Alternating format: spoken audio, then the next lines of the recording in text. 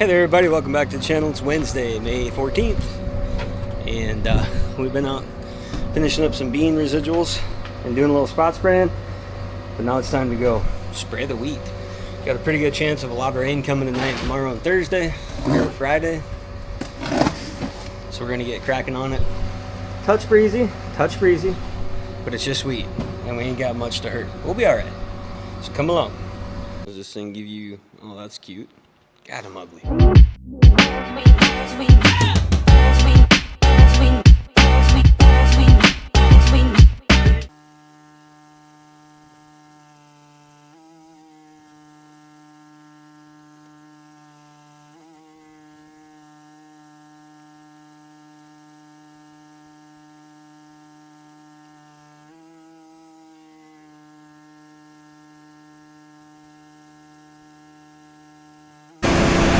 So Skylar's spotting in a few more soybeans.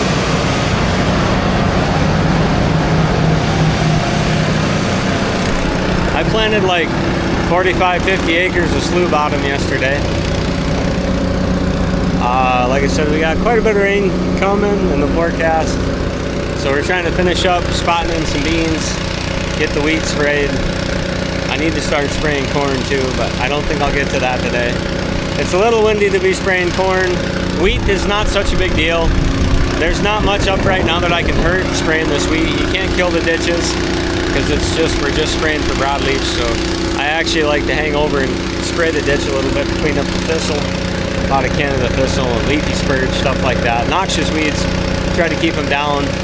Part of the reason that we keep wheat in the rotation is our ability to clean up waterways and ditches, etc., and still have a crop and not have to go out there with the hand sprayer, drive around and spray that way. So, getting her loaded, getting her done. I don't know where it's at, I can't see them. I need to put some sight tubes on this thing. They're getting pretty yellow. Well, we're back. Second load out. Be a pretty good little spray day by the time I'm done. I should almost touch 1,000 acres, but we're spraying this stuff. This end looks pretty shabby. Little ground out there. Had a little GPS issue down here, but I don't know. It don't look horrendous. It's not the best spring wheat in the world. I don't know if it's because drill openers were dull, or just the stand is just not what I would like to see. But I don't know. Some years it's pretty good. Some years it's not very good. I wouldn't say it had anything to do with being seeded in March. We've seeded a lot of March wheat. And this ain't really anything to be ashamed of. I mean, it does look pretty good overall. But it is what it is. I can't change it now. So there's about 160 here, less that slough. We'll get this knocked out with this load, and then I got like, I don't know, 400 and some other acres, but it's all just jumping around. I don't even have to go a mile for any of it. So there's like 580 acres of wheat or something right here within a half mile of the shop, which is kind of convenient. It's cool when they all line up like that. It is nice to spread them out a little bit when you can, but that means we'll have a shitload of corn here next year, which will also be nice. I like when the corn's close to home. So. But we're doing it. We're spraying wide match propiconazole, which is a fungicide to prevent leaf rust. It's a little early on this spring wheat to be putting fungicide on it, but it'll be okay. The wide match and then MCP amine with some non-ionic surfactant to help spread it, just stick better to the weeds. But the wide match and the MCPA, that'll kill the broadleafs.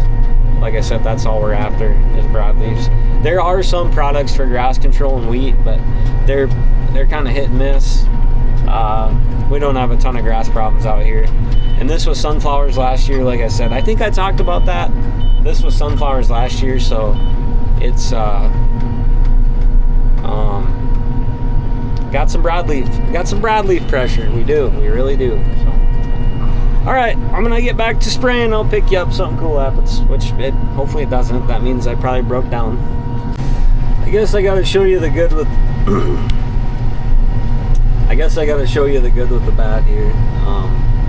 Some of this, so this was really dry when we seeded it. We seeded it pretty early in September on spring wheat stubble, which is not something that we normally do, but I wanted to capture what little bit of moisture we had, and you can really kind of see where there was moisture. And you could blame some of these streaks on hairpinning if you want. And that probably is the case. That's probably why it looks so rough. It's more just this side.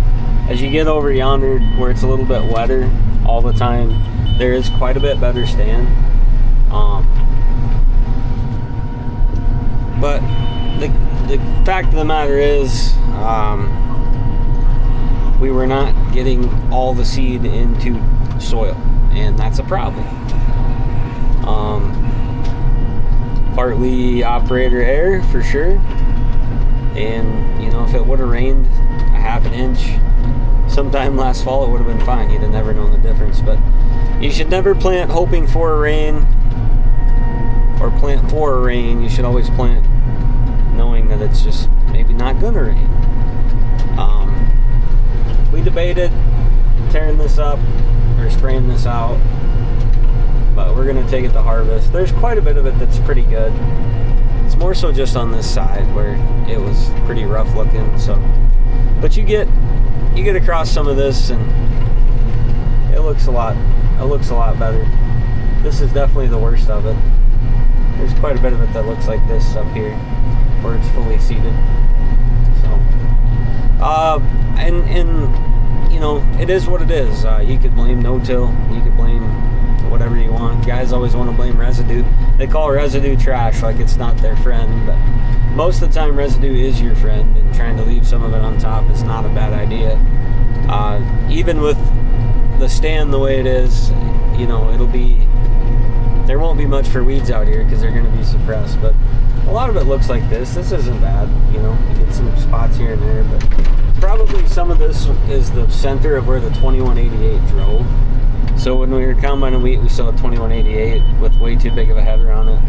We had a 36-foot MacDon on it. I should dig some of that out of the archives and make a little video about it, but it was cool. It was just way too much head, and then you're sending way too much chaff through it, and they're just not quite made to spread that good. So, which is, you know, in some ways it's a little unfortunate because the spring wheat that was out here was not a very good spring wheat crop. So the residue shouldn't have been that much. Some of it, I think, really just had to do with the fact that it just didn't rain last fall, and that's how it is. So we're spraying away. We're spraying the day away.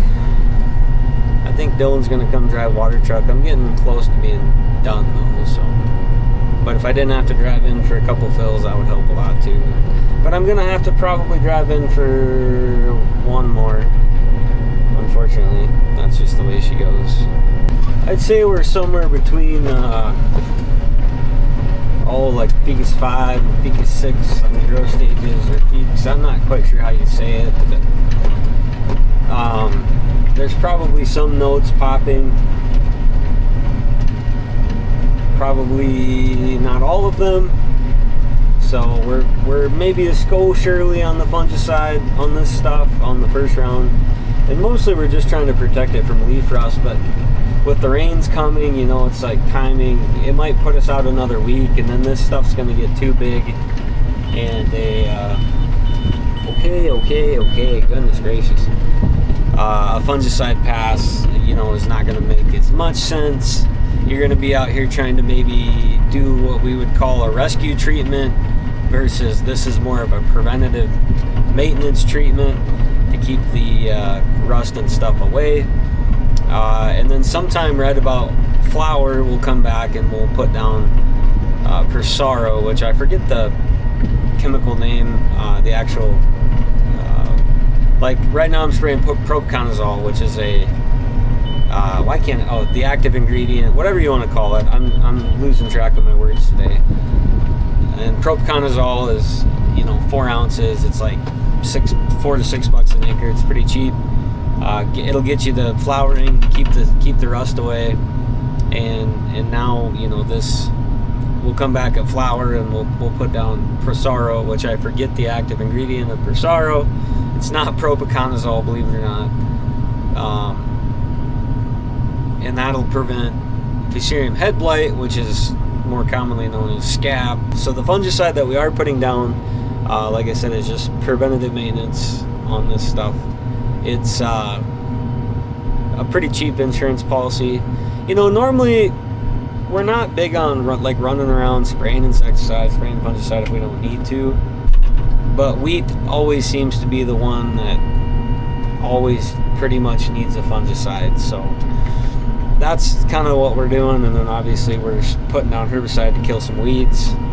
I see a lot of lamb's quarter and thistle and shit like that. A lot of kochia too. We got a big kochia problem. Well, I shouldn't say a problem, but we have kochia, and kochia is a problem and can become a problem if you don't.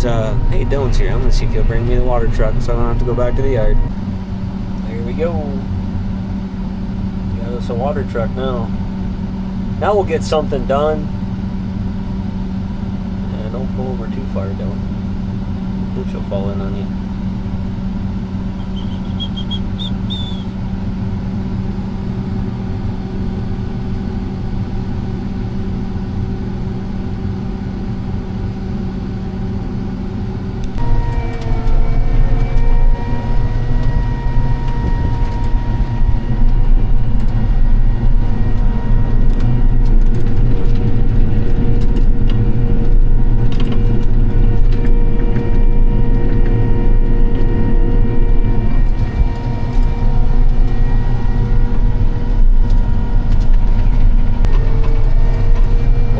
Do it. Our last field for now. Terribly windy. Not ideal, but you work with what you got sometimes. Should talk about this stand a little bit too. This is a pretty good stand to wheat. I don't know why this one is so good, but it is. Washed my windows probably. Spraying along. So I run, you know, this 40 series is okay. I really miss my 30 series. It was a lot better sprayer in my opinion. It was just better built, and it was lighter, so you could get through more mud with it. I've got the Raven stuff in the Pro 700, so it's kind of janky, but it works. There's a lot of things I don't like about this thing. It's got a thing called TC3, so you got to turn that on in order to fill it. So it like opens all the valves for you, which I think is dumb. I don't need electronic valves. I don't want electronic valves. I just want to flip a banjo valve and call it good. That's how my old one was. Nope, not this one. You got to tell it that you're filling it. Why? It doesn't meter anything, you know. Why does it need to know that I'm filling it? I don't know. What do you do? And it's the booms are janky. They got weird little potentiometer things on them, so they're supposed to keep constant hydraulic pressure back there to keep your booms kind of V'd up a little bit, but they're terrible. They V backwards. Terrible. Golly, look at this wheat. This is what I like to see. This is what I like to see.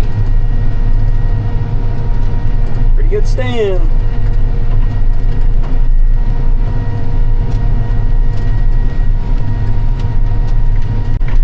If the camera picks it up well or not, but this is really what we're looking for in the stand. This is pretty freaking good.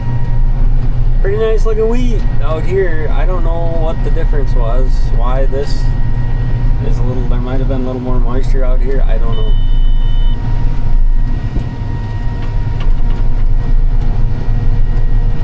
There's not much for patches, or it was just seeded after like dinner or something when the dew was off maybe, or I don't know. Sometimes in the mornings when you're no-tilling, the residue stuff and you end up with hairpinning, which is the problem I think on some of this, but this looks fairly good. I don't know why. Same two combines cut it like a day before the other one.